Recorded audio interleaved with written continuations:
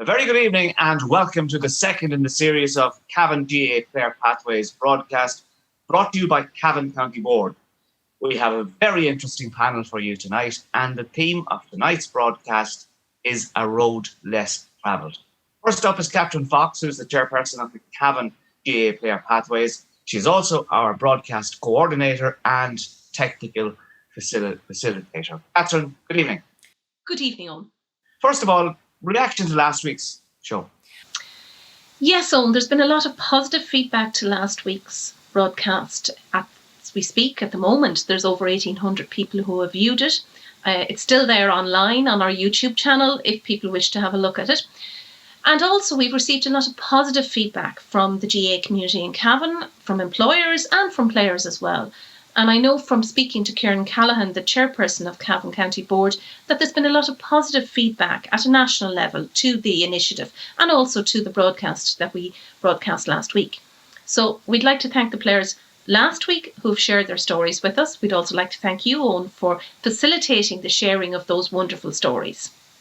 And is it touching the market that you're aiming at, you feel?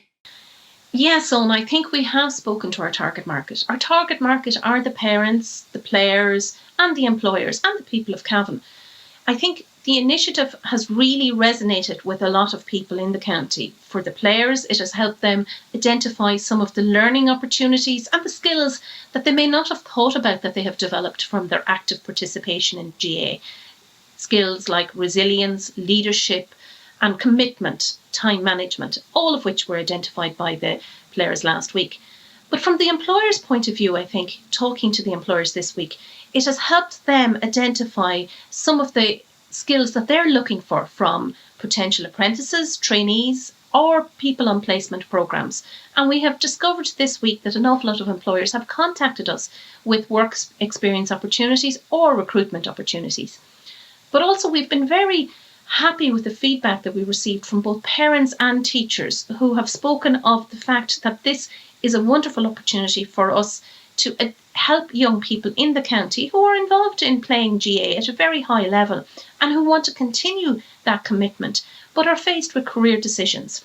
And I think the feedback from career guidance teachers and from parents has been that the CAO is not the only game in town, that there are other opportunities and a lot of those opportunities are available locally through apprenticeships, traineeships, internships, straight employment with employers or through PLC courses. I would also like to thank the rest of the Player Pathway Initiative Committee, Enda Reilly of Cavan Institute, former county player and teacher in Breffni College, Shawnee Johnson, Fergal Flanagan, a career guidance counsellor and former county player, Shana McKiernan and Enda Gallen, both of whom are working in industry at the moment. They have all worked with me to develop a very comprehensive, innovative and exciting plan for this committee, which we will be rolling out shortly. Okay, Catherine, thank you for that. Well, I suppose it's time now to meet our guest this week. First up is Rosie Crowe-McKeever from Lacken, one of the very few dual players in Cavan, that's in football and camogie. Married to former Cavan player Mark McKeever, part of the Cavan camogie team that won the All-Ireland Junior Final and the Nancy Murphy Cup last year, an All-Ireland football medal winner with Cavan ladies in 2013. And Rosie's occupation is a clerical officer with the HSE. Next up is Damian O'Reilly, intercounty career spanning 14 years, 1986 to 1998. Senior championship medal winner with Mullahoran in 1998. A majestic point against Donegal in the Ulster Championship of 1992 will always be remembered. And his son Cormac is now part of the Cavan senior football panel. Damian's occupation is a financial services manager. Next is Peter Reilly from Mcbride, one of three brothers to play for Cavan, the other two being Larry and Michael. Made his championship debut against Monaghan in 1994, won an Ulster Championships vocational schools medal with Cavan in 1991, and his boyhood heroes were Jack O'Shea and Barney Rock. And Peter's occupation is a chartered quantity surveyor. Finally, Finton Calhoun, a medal winner like his father, Cormac, who won an Ulster Championship medal in 1994. Played Railway Cup football at the age of 18 scored a classic goal against Kerry in the All-Ireland semi-final of 1997, and he was the last player to lift the Doc McKenna Cup for Cavan in 2000. His occupation, an auctioneer and certified financial planner. Rosie, if we can start with you, how difficult is it to juggle between camogie and football? It is quite difficult nowadays. There's a massive difference from when I was playing 10, 15 years ago up until now. Years ago, obviously, the Lacken football field is called after my grandfather, Joe Crow Memorial Park, and then my mother set up the camogie team in Lacken with Reilly and Mahon, so it was inevitable that I'd play both sports. And all my sisters played camogie at some stage, and Miranda and Anya still played up until recently. Miranda broke her foot, so couldn't, but it's doable. It was more doable then. Like years ago, there was no gym 3 nights a week, programs set out for running when you weren't training, and rehab wasn't as, a big emphasis on it. Whereas nowadays it's at the moment, even I'm doing it, it's 3 nights a week in the gym and 3 nights of running. Obviously with COVID, this is the situation we're in, but even if it wasn't, that's what we'd be doing. I went back late this year after having Thomas to the camogie. Thank God I got the opportunity. And like that, back into the thick of things 5 nights a week, and it's different when you have a son. So when I look back now, at the time being young and obviously working and not knowing, what I wanted in life work-wise, sport was a brilliant thing as well, mentally and physically. So doing it then was a big difference to now. But it's doable. And I think if you enjoy something and when you put your mind to it and commit to it, you will do it and you can do it. It's very doable. I'm proof of pudding, as I say. When you look at the GAA records out there, there are very few players who have dual medals. In other words, people like Teddy McCarthy, who won a football and a hurling medal the one year. The former Taoiseach Jack Lynch was a dual medal winner. And of course, Liam Kearns, who was featured on TV recently, he has been a dual medal winner with Offaly, winning in both grades, football and hurling. But you're very unique in that you too are a dual player because you have All-Ireland medals at both codes, camogie and football. I suppose I am, and I am very, very lucky, but it didn't come easy. I worked very hard. I wasn't the type of player who walked in. I'm not saying players walk onto a team, but let's be honest, there is very skillful footballers out there. I was more of a hard work behind the scenes, do the dogged work. I worked very hard to get where I was. I sat on the bench for numerous years, and I remember people used to say to me, even players on the team, what do you act like? It's not fair. And I knew, I'd get there someday. Now to say I have 2 All-Ireland medals, it's great. Now in 2011, we got to the All-Ireland final against Westmeath. We lost by a point in the replay, or we drew, the first game. We lost by a point in the replay. A lot of girls had retired then in 2012. So I remember thinking, what will I do? And I said, no, I'll stick at it. And then obviously 2013 came, Jerry Shorten and Finian Farrell took us over. And there was a different camaraderie that year. We just knew it was in us.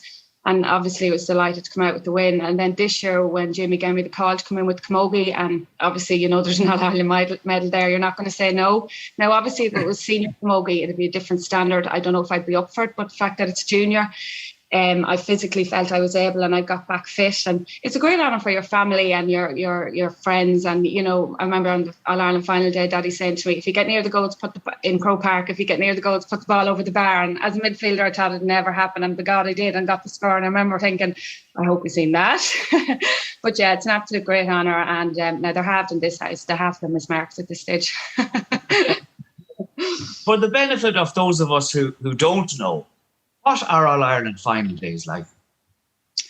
Yeah, they're phenomenal. Even the lead up to them is just immense. The feeling, you just feel so good in yourself. And you actually, all the hard work that you did and all the dogged nights training in the snow and the rain and, the long runs that you feel like you're never going to get to that code, and days like All-Ireland days, it makes it all worthwhile. And for your family to see you there. And as I said, I have a big family of 8 sisters and 2 brothers. And there's 25 nieces and nephews in the house, and for them to see it and look up to me, it's a great honour. And even my own family, when people talk sport to them, and even for the girls on the team, like some of them are my best friends, Ashley and June, and she only recently retired, all those girls. And even for girls like Pamela Crowe, Brie Boylan, who retired in 2012, it's great for them, and it's half the medal, as I say, is theirs as well. They've worked so hard for Cavan ladies over the years, so for them it's brilliant too. It's a great honour, and it doesn't come too easy. And even my niece made a picture for me after the All Ireland, and she drew the All Ireland winner and took a picture of the day. And on the day I'm running with the ball, and there's a girl tackling me, and that girl was 26 years of age, and since then has passed away, Rachel Keneally from Tipperary. So I think anyone that gets the chance, whether it be club or county, and you get to club finals or All Ireland finals or Ulster finals, take it with both hands and work hard, and you will get there and you will succeed, and enjoy it. Really enjoy it and look back, and you can look back and fond memories. Damian Reilly, we mentioned it already. That point against Donegal in the Ulster Championship of 1992, that obviously for you is very special memory. Certainly has, Owen. I suppose it came at a time when Cavan really weren't going that well in football, and I suppose that game in particular, it was a very, very good Cavan performance on the day. Like Finton scored, I think, 1-3 in the first half, and it was tit for tat that full match all the way through. And coming on to the end of the match, I was under 40 and I was moved in full forward, and Finton would know this as well. Matt Gallagher was fondly keeping you quite close to him. That fondly, he'd actually hold on to you very tight. So when Aidan Waters kicked the ball in from the middle of the field across my head, I was running. Some people often say it was a great point. It was a lucky point. Probably was a bit of both, because in a sense, I ran towards the end line, hoping to get it in the direction of the goals, and I used his arm as leverage to lean on him and swing my left foot at it and get it over the bar. And I think it was a surprise to everyone it went over, even the umpire. I remember him, taking a double look at it to see, did that really go over the bar? So yeah, it was good. It was very good. It's something you look back on at a time when not many matches were televised back then. There was no back door. We were after being knocked out of the championship a lot of times in the first round. So it gave something to shout about around that time. We're probably sick and tired of Donegal at that stage anyway, because the home and away, you got them 2 years in a row. We did, yeah, and that's what happened. People might know that with the Ulster Championship that time, they made a draw for 2 years at a time, and then they should have something in place that you couldn't draw down the same team again for the further 2 years. So we had them about 4 years in a row. So it was quite difficult, and it was I think Donegal had aspirations that year of really going well, and we nearly caught them on the hop, but unfortunately it wasn't to be. But it was, it was a great performance. A pity we weren't able to repeat it. Yeah, the following week, replay, beautiful sunshine in Breffni Park. Following week, Ballabofey, very wet, very cold, very miserable, and Donegal ran out 20 points to 1-6 winners. But you managed to get the only goal of the game that day. Yeah, I did in the second half. I got a free from Stephen King in and just caught it and turned and hit it into the bottom corner. Probably a bit of a fluke. Being honest, I wouldn't be known for scoring goals, but I think the biggest disappointment around that whole day and that match was we really had the Cavan supporters really on a bit of a high after the match the week before. When you picture the back of the we're not. We talk about so much health and safety in football grounds, and you look at the bank in Breffni there, the grassy bank, and people sitting down in the sunshine behind the goals. And then the following week in Ballybofey, before they actually got the covered stand in place, and with great support up there. And I remember it well. We were beaten, but the match was over at half time, so there was a big disappointment and a big letdown, but it's amazing that Donegal then went on to win the All Ireland that same year. So now at that stage, Damian, you were playing through the pain barrier, because around that time and even before, you would have experienced a lot of injury concerns. Yeah, I had, which was very disappointing, in '91 up in a McKenna Cup game in Casement Park, where we had very few Cavan supporters. Remember, we weren't going particularly well at the time. Not too many people travelled up, and I was playing full back. I remember it well, and a fella called Enda McIntamney from Antrim, and a ball came in and I caught it high and I landed, and my upper body weight went one way and my knee went the other way, and I knew straight away I was after doing a lot of harm to it. And It was funny, I was having grind trouble at the time as well, and an appointment with Noel McCaffrey, Jack McCaffrey's father, up in Dublin on the following Tuesday, actually, and then ended up, instead of going to him with Mcguinney, I ended up going to him with a bad knee. So I ended up with a partially torn cruciate ligament. Ended up playing for years with it. Should have had an operation on it there and then, but it wasn't something that was done at that time in Ireland. If you're in the UK, you probably would have had it done, but we weren't doing them at the time. So you were encouraged probably to wear a knee bandage, do rehab, build it up, and unfortunately it didn't work for me. I damaged cartilage for a number of years after that. Had numerous scopes on it, and eventually, like Finton, needed knee replacement, unfortunately. But it's one of them things, and would I change it? Probably not. Now, you would have played a bit outside Ireland as well, of course. You travelled to New York on a few occasions.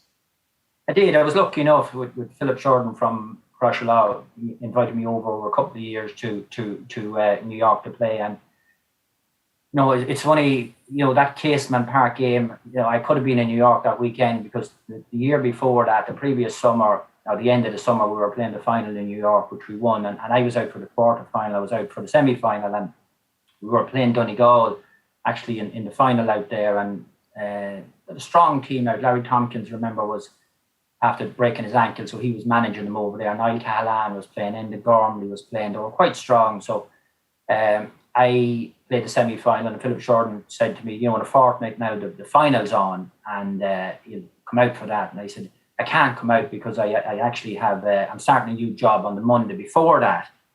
And so we talked a bit about it during the week, and worked out that, the following Monday after that was a bank holiday here in Ireland. And people know that when you go to New York, you fly out maybe later in the day, and you're in New York earlier, and then you fly back, and you're back in here early the next morning. So I worked Monday to Friday that week, and left on Saturday morning, flew to New York, stayed Saturday night, got up Sunday morning, played the match. We won it, went straight from the match to the airport.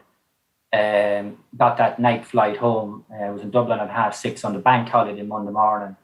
And ended up, going to a funeral over in Kilshima in Mayo, a tragic accident of a young boy who was named Damian, actually, as it happened to be. And went to that funeral the next morning. I was back in a pub after it, having soup and sandwiches, and sitting beside this local guy in the bar. We were chatting about the weekend, and maybe something was after happening, I think, in Ireland the day before. And he said, did you see the news yesterday? I said, well, I actually didn't. I said I was away for the weekend. I was in New York.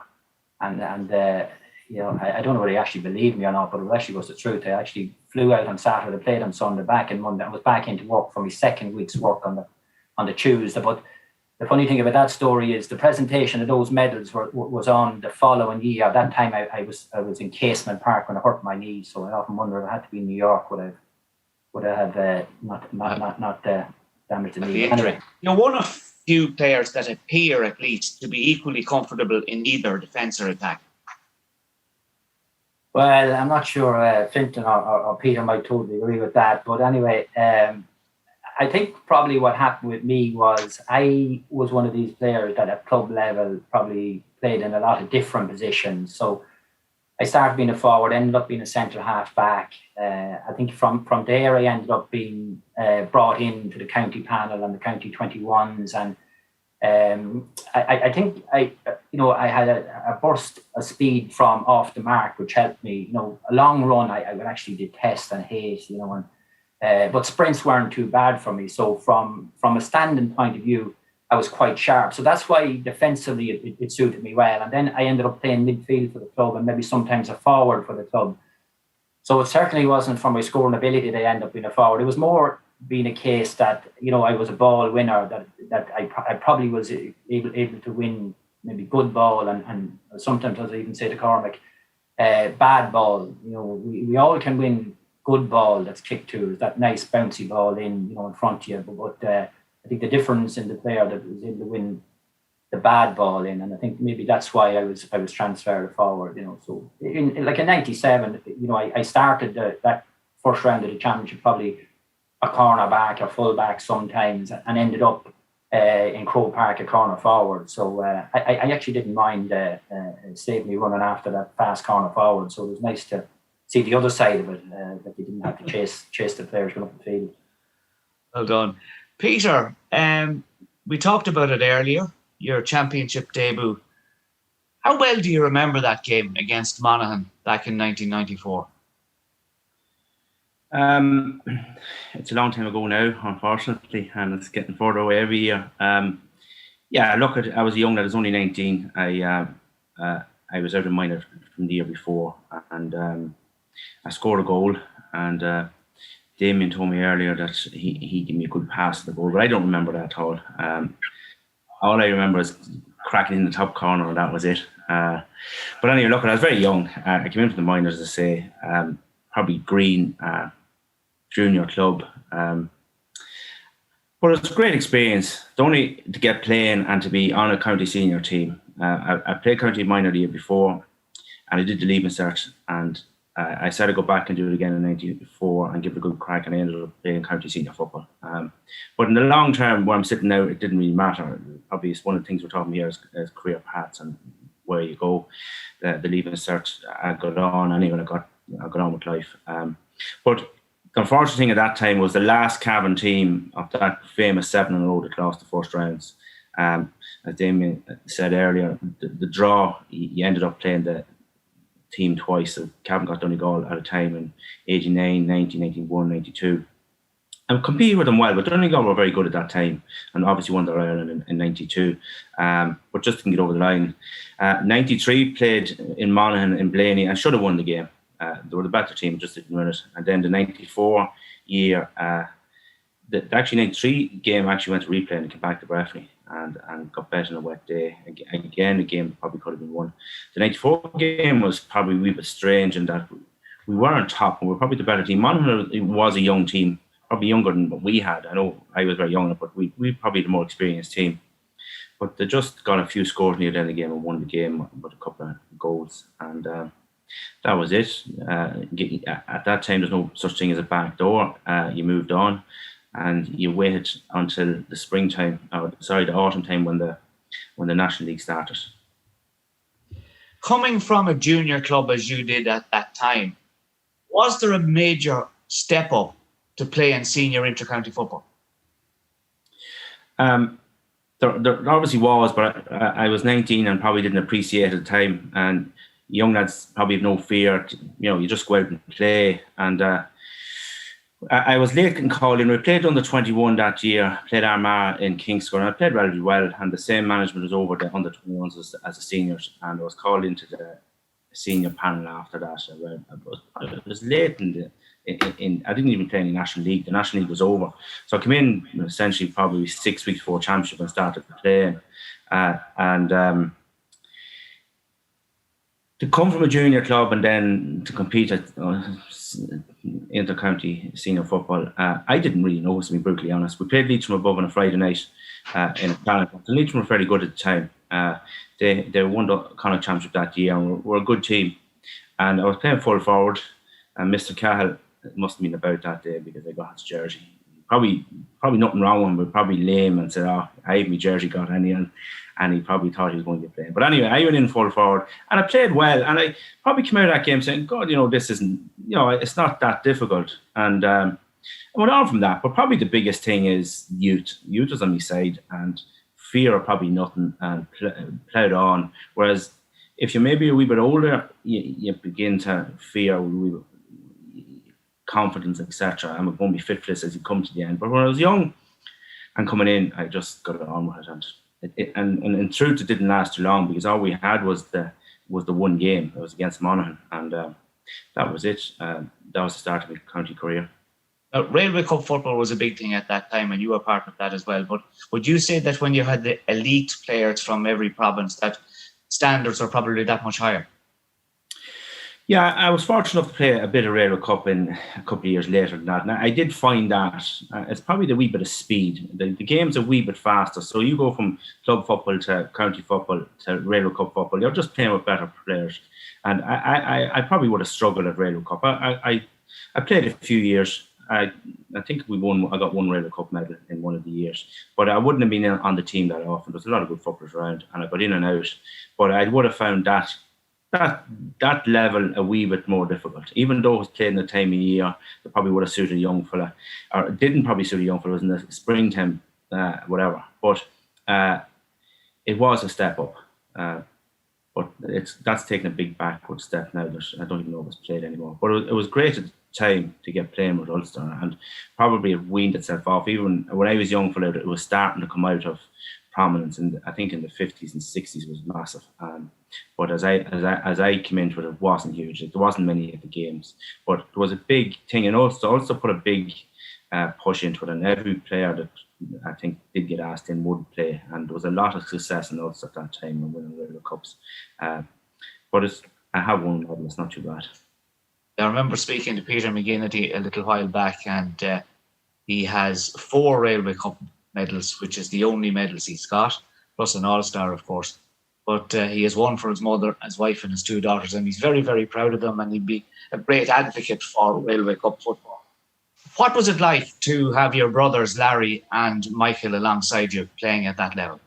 Yeah, we all probably joined the panel. There's very little difference between us. Like, Michael's a year younger than me, and Larry's another year younger than Michael. So there's only 2 years between the 3 of us, really. So from we were very young, we played football all the time outside and for club, and we were probably in all the teams. Obviously, when I got overage, the lads on the next team. But for all my teams, the 3 of us would have been playing on them. And it probably took not much heed of it, because we're just so used to each other going to games at Mcbride all the time. And when it got to the under 21s, we were all on it. We never played minor.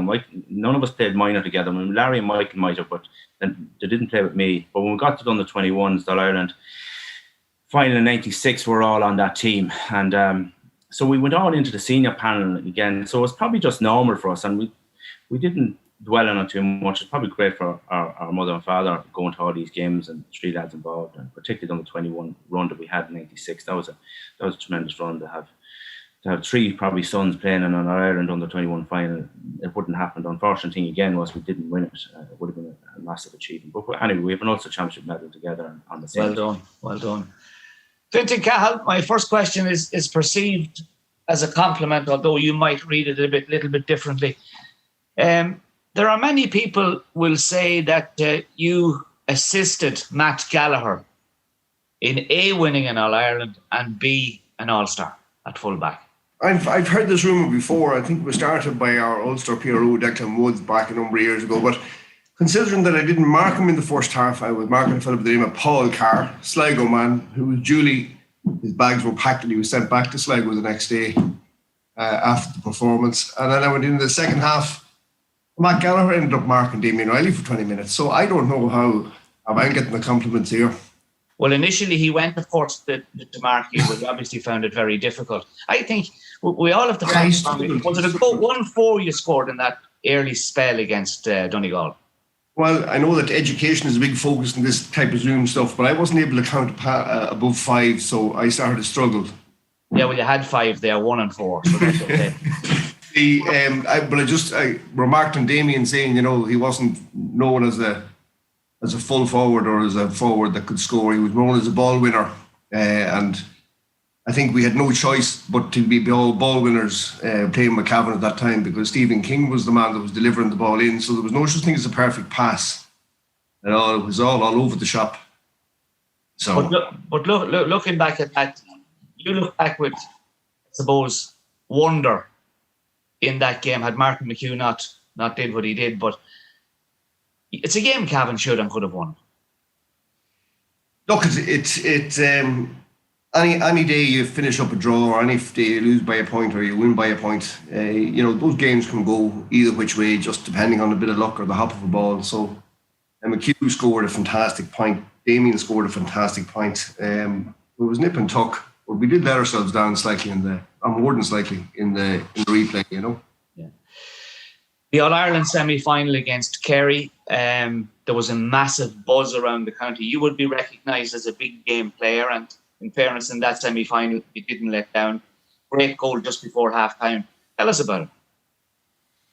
Yeah, well, we'd done a lot of work on this. In training sessions, it never really worked out that well because Larry wouldn't give the ball. But this day he got stopped by Stephen Stack. I think he was a cornerback, so he had no choice but to give it away. And look at, push your eyes and you let go, and thankfully it hit the net. But again, afterwards, and particularly afterwards, when we seen Kerry progress into the final and beat Mayo, it really did dawn on us that maybe that was our chance to win an All-Ireland final, and we let it go. And you know, football, it's a sport, and you know what makes county players, and I suppose a little bit more fit than others, is that their ability to take the knocks is what you have to get used to. And that day, it was certainly one that got away. And by Kerry standards, the Kerry team that won the Ireland wouldn't have been recognised as the best team to ever come out of it by any stretch of the imagination. But they had Mike Frank, and they had a couple of great footballers. So look, they done it, and fair play to them. When growing up, Finton, the fact that your dad had won an Ulster Championship medal in 1964, was there pressure on you to do likewise? No, it was never an issue. And look at back in the 60s, Cavan were winning that many Ulster titles. Would you believe it, that the 1964 medals were handed out in the dressing room in the first round of the championship in 1965. That's how they'd done it. We had, you know, we finished in 69 with, you know, 38 or 39 titles up to that point. So it was never a factor. There was never any pressure to bear. My father, I will give him a few compliments on Zoom. It's highly unlikely that he'll see this. He's not that technically able. So I'll tell him the next time I see him. No, there was no pressure. Our house on a championship morning was an entertaining place. Roman Carlin would call in to pick me up, or actually come down to wake me up, to bring me to the game. Big fry up ready. He'd sit with astonishment looking at it, being eaten. And on the way then down to Bethany Park, I used to say, Jesus, I'm a little bit nervous, but at least I'm not the free taker. So that would get rid of any nerves that Ronan had too. So great banter, great friends, and that's the one takeaway from my experience in county football, is that Matt Gallagher up in Bundoran, I'm able to call into him anytime I'm passing, and the friends that you make, you know, lifetime friends in socialising and in business, you know, fantastic. Okay, well, that's an introduction to our panel and a brief conversation with them. We're moving on now to the real purpose of this broadcast, and that's all about pathways to employment and education.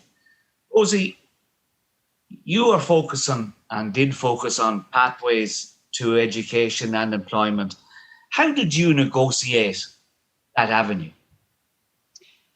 Yeah, well, I'm probably a prime example for this initiative as such. I have a big family, as I said. I have 8 sisters and 2 brothers, and they did quite well in life, as we all did, you know. But after school, I went to school in Lacken, and then I went to Loretto because all the girls had gone there.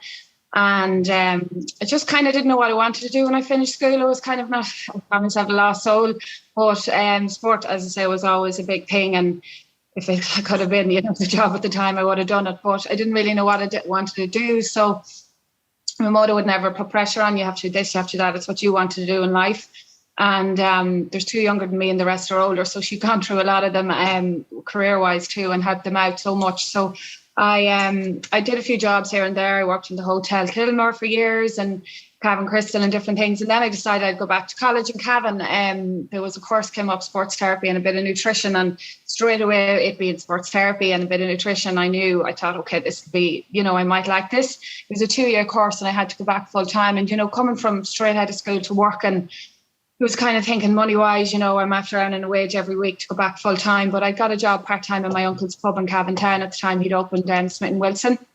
So that was great, evenings and weekends. So the course tutor, the head guy, was Philip McDonald as well. And I had knew him over sport as well, through sport, or through Camogie, and he still referees to this day. And I kind of took a connection with him. And Rachel Rudden was another tutor I got on very well with. So to be honest, after the first year, you know, you're like, well, I go to the second year, and only for them 2, I probably wouldn't have. And I did, and I got my diploma in that, which I loved. Now, you can go on and do physiotherapy through that course, which was brilliant. I think it was an 18-month course over in Wolverhampton in England. But I'm kind of a home board, so I didn't know if I'd go abroad. And then I was doing physical therapy for a few football teams on the side. And of course, playing sport as well, it's very hard to go and do that in the evenings and weekends because you're playing as well. So I kind of thought, oh God, is this for me? Is it not? But I learned so much from it, nutritionally wise and sports wise, that I kind of said, okay, what will I do? So then there was a beauty therapy course, actually through FOSS at the time. I remember looking for work in sports therapy, and it was quite difficult to get it. And I seen the beauty therapy course, and it was 18 months in Dundalk. So I got my wee car and I drove up and down every day to Dundalk, and I did that for 18 months and qualified in that. And they combined with sports therapy because it was an iTech.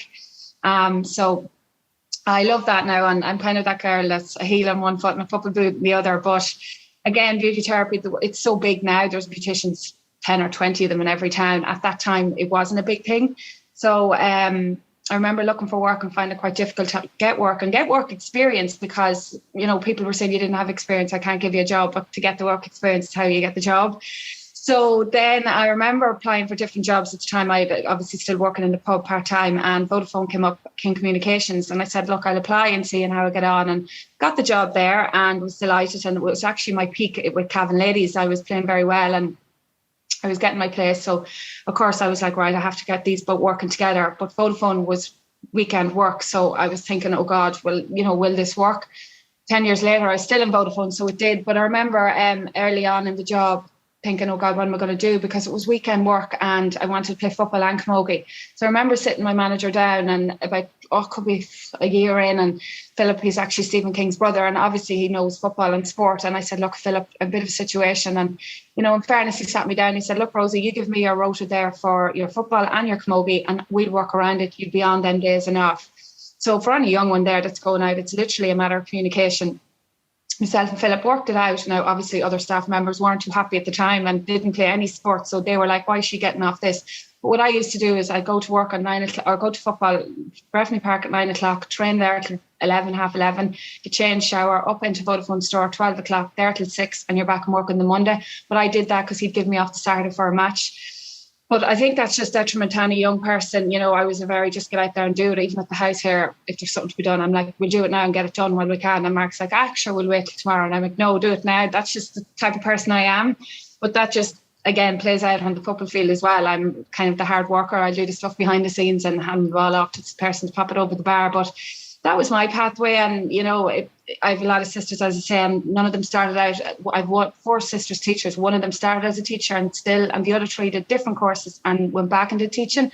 And then another sister who actually, she didn't go to college like myself, didn't know what she wanted to do, and went back late and now owns her own company in Galway, Tally. So, there's pathways for everybody. If you want to play sport, you can do it. If you put your mind to it, if you commit to it, it can be done. And that's how. Well done. Yeah, that is, in fact, a prime example of the aim of this particular broadcast. Damian O'Reilly, how difficult was education in the 90s in preparation for employment? Or was it similar, or was it a lot different then?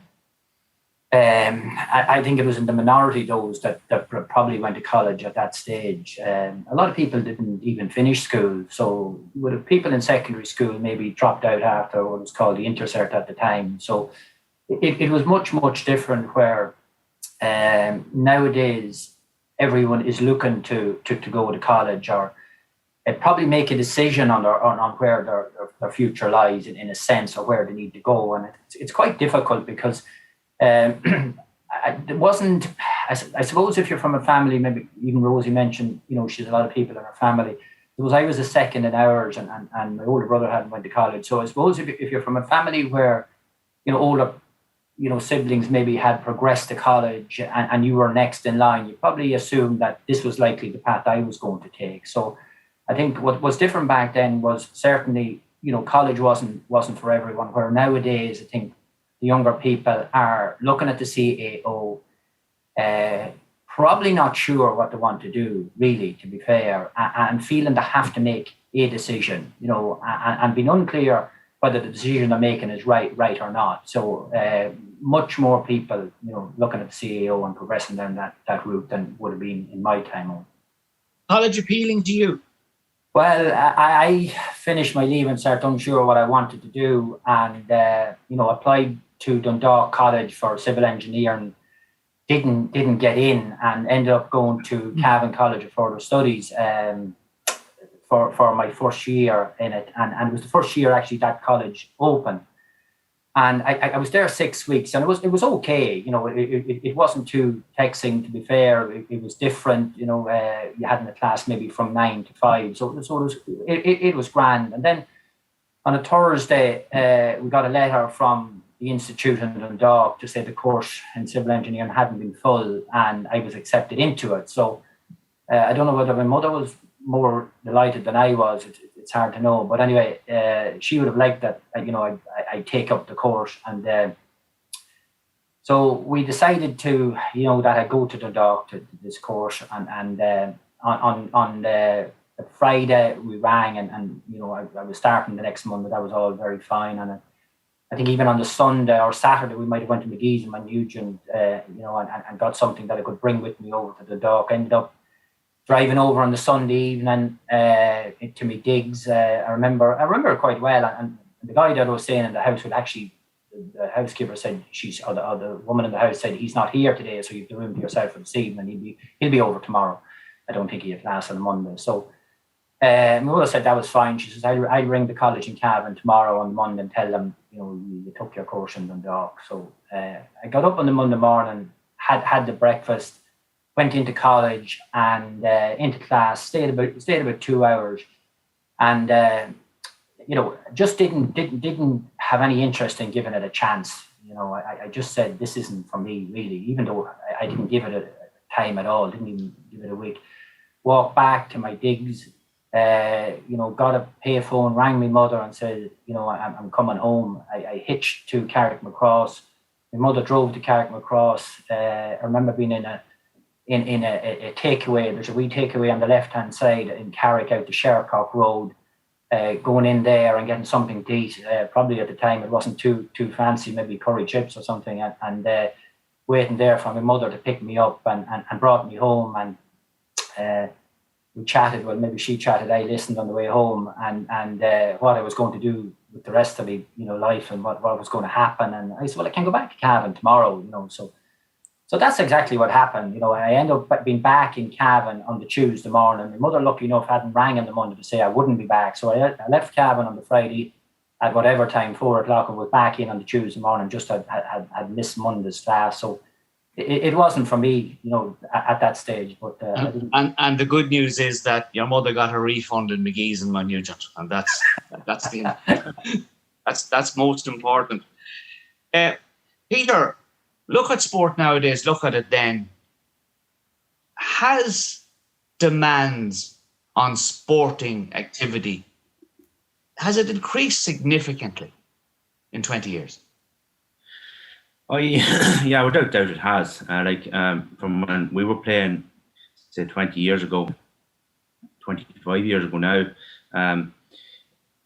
we did our 2 nights a week training, and we played our national game on a National League game on a Sunday, as there was practically no games on a Saturday night because there was no lights, etc. But we trained. There wasn't an awful lot of gym work.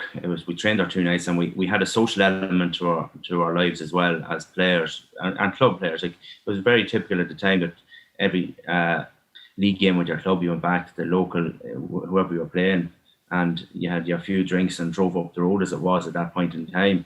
That's the way it was. There was a big social aspect to it.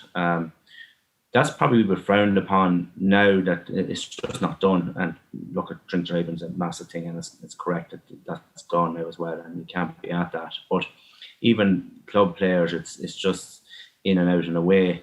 But the actual preparation to get to the field for a club player or a county player in comparison to what we done is just completely different. Like the amount of time that a county player has to do to get to the physique and skill levels, etc., that's needed now to compete is way and beyond what we have to do. Is it much better to watch now than it was when we were playing? Possibly. The competition was there. The other fella you were playing on at that point in time was probably doing the same as we were doing. And so it was a level enough playing field in that regard.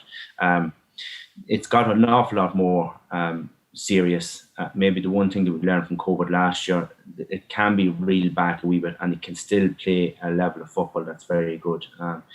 I don't know where it's going to end in relation to the level of preparation, particularly on county level, because it is huge, and the demands on player time, and not only time, it's that they're sort of wrangled into, well, you can't nearly be seen and having a drink. You can't, for 6 months before a championship match, you can't be seen anywhere. This sort of stuff. It's a wee bit. It's to me, it's gone a wee bit too far. The club football aspects of it, it's not as bad, but it is getting serious as well. But if you don't do that, if you don't do your preparation that others are doing, you will not compete. So you'd be left behind. Like, so if our county seniors haven't got their certain conditioning coach in and doing what they have to do, there's no way they would have won the championship last year. No way, it wouldn't happen, because you won't compete. The fella beside you will just wipe the floor with you. So you have to keep going with the levels that's out there. How you rein that back, and you probably don't. It's just trying to get that balance in young lads' lives, that you can do this preparation work, but you also can have a bit of a social life outside it as well. Okay, Finton, there is a motto out there that I suppose education is for everyone. And you're a prime example of this, in that as a mature student, you actually returned to education not that long ago. Yeah, I not too unlike Damian, ended up getting a course in Dundalk and became an electronic technician. It probably dawned on me maybe a little bit more than 2 hours, 5 hours in, that this maybe wasn't for me, but wasn't brave enough to stand up and leave, unlike Damian. So I qualified as a technician and worked in electronics for 2 years over in Dundalk. And I left that to go into financial services. And in 2014, I went back to do a postgrad with UCD in the Institute of Bankers, a master's in financial planning, and became a certified financial planner through the Financial Standards Board.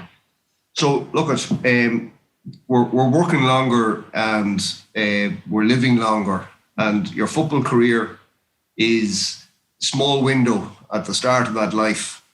So I'd urge people to spend as long in education as they can, and because there'll be lots of time for work when your football career is finished. And look, it's finishing earlier now with the demands, 28, 30. You don't get people playing into 34s and 36s, unlike maybe some of us. But so enjoy it, and this is the time to enjoy it and focus on your education, and don't worry about the work so much. Maybe leave that for a little bit later.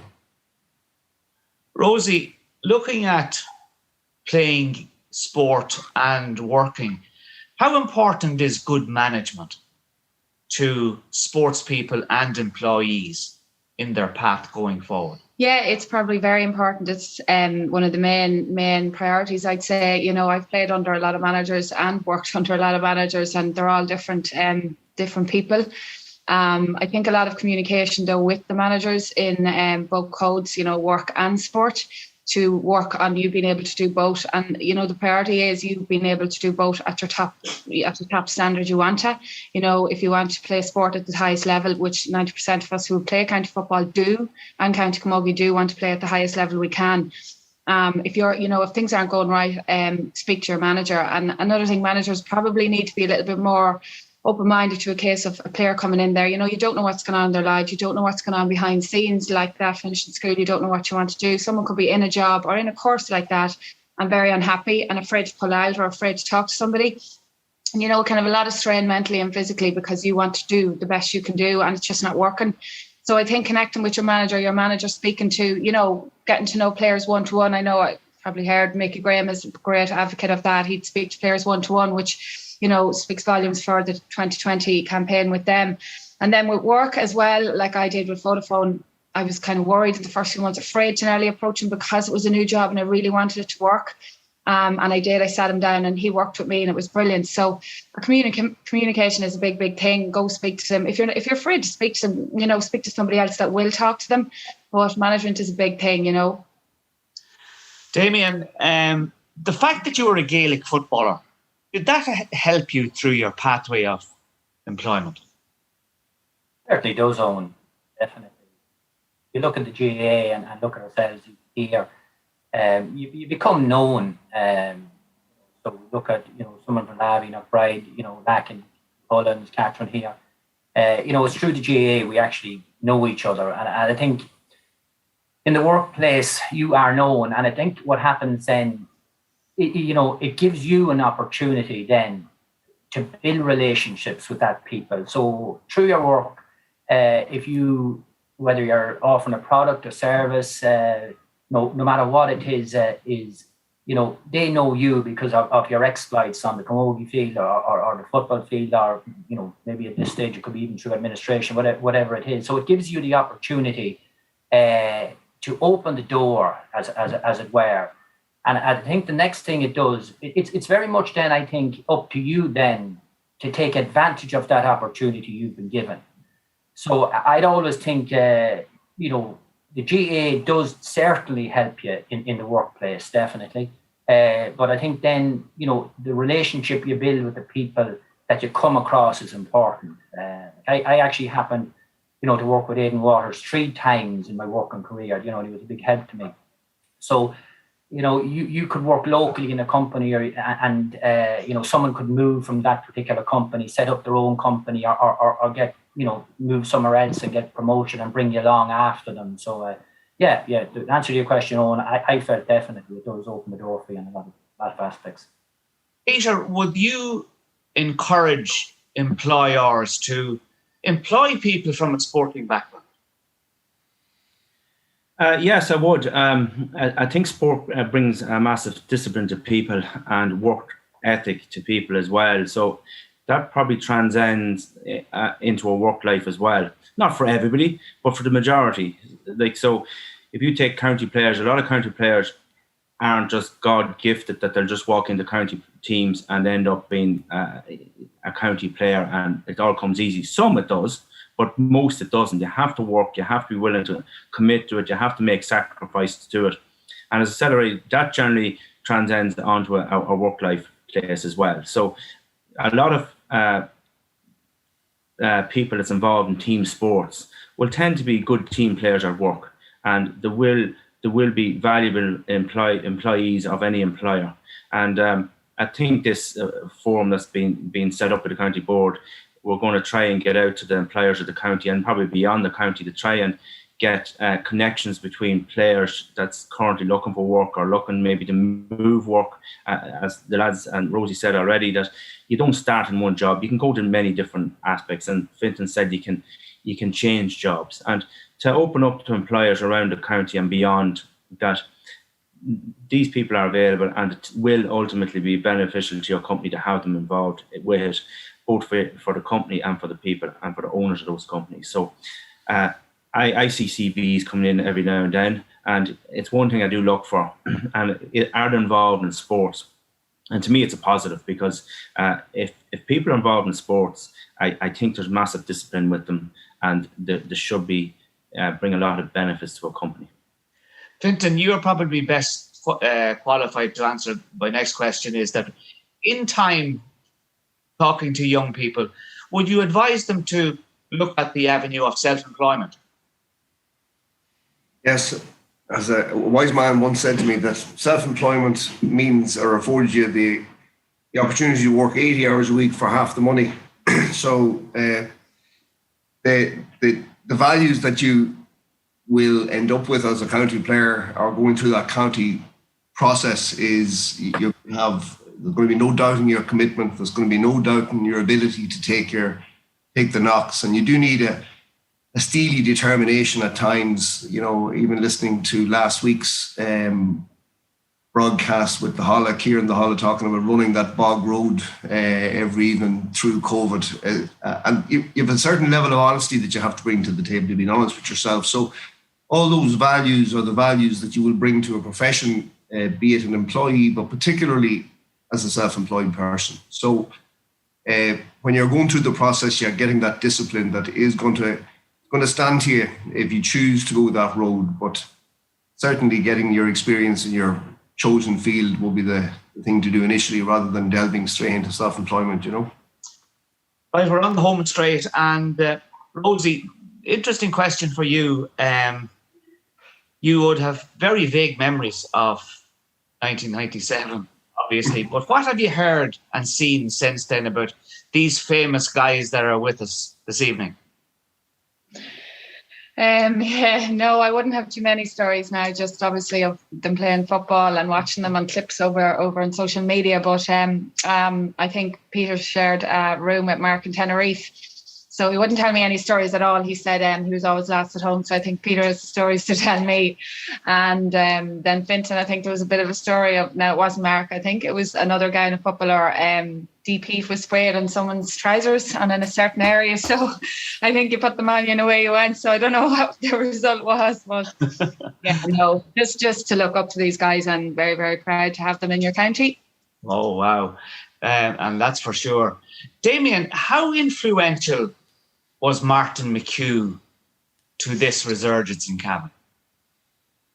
It was, he was very important at the time. I suppose people before him, Gabriel, Eamon Corley, PJ Carroll, all the people that were there, had put their heart and soul into the job. I suppose McHugh was slightly different in a sense that he was fresh, he was enthusiastic. Won the Ireland in 92, played in 93. I think they were beaten in an Ulster final, finished playing then.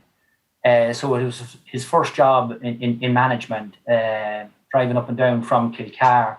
So I suppose what happened really from our point of view is that we seen quite early in his reign that he really meant, he was really serious about his process and what he was going to do, and he really took it to another level in a sense that our preparations, we had Joe Doonan in as our athletics coach.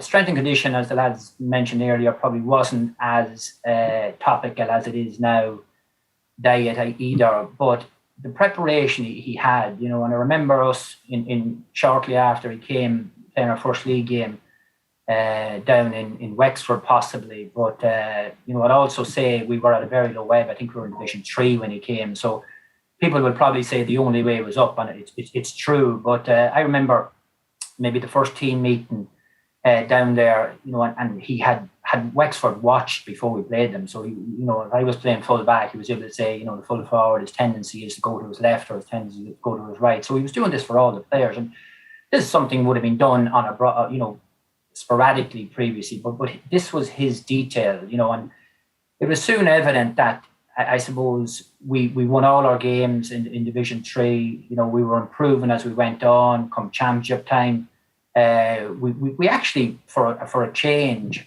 looked further than the first round of the championship, which I played for years in first rounds and lost, and then your football was finished for the year. It was so sad because there was no back door at that stage, and we never played anyone outside Ulster really, because you never got playing that team in the qualifier. So it's something I would have loved to have done. So in 95 we got to the Ulster final. In 96 we got to an Ulster semi-final. In 97 we won it. So yeah, it definitely made a big difference.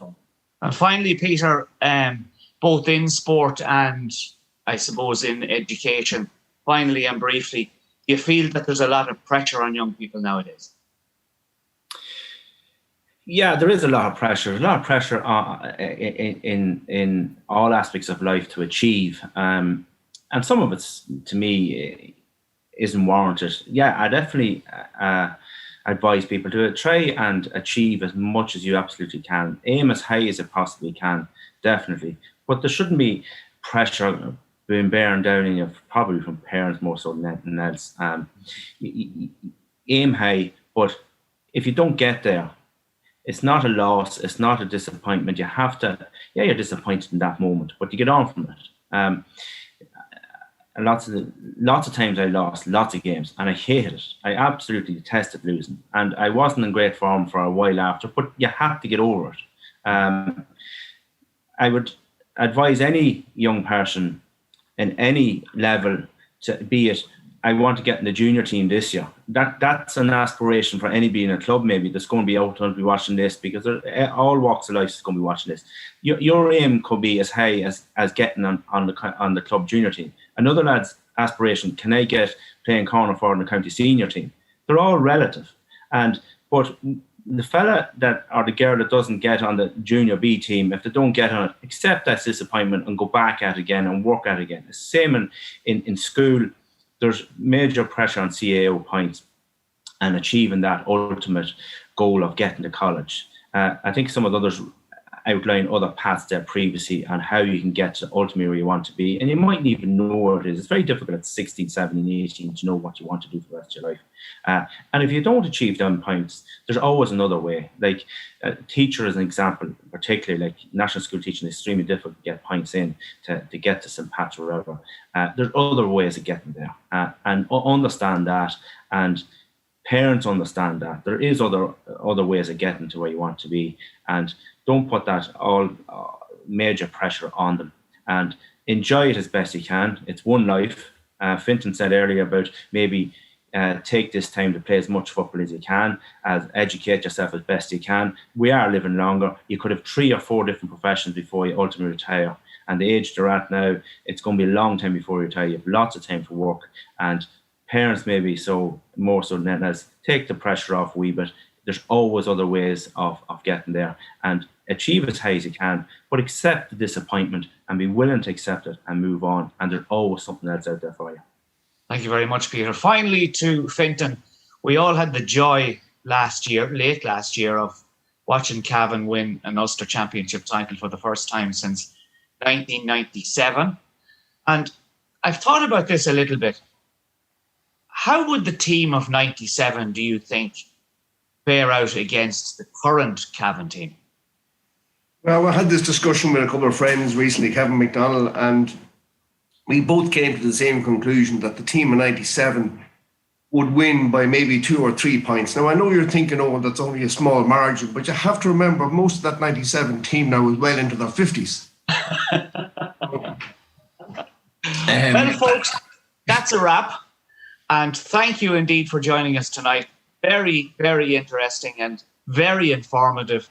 Thanks to Rosie Crow McKeever, to Damian O'Reilly, to Peter Reilly, to Finton Calhoun. This is Owen McConnell on behalf of the broadcast coordinator, Catherine Fox, saying bye-bye for now, and we'll talk to you again next week.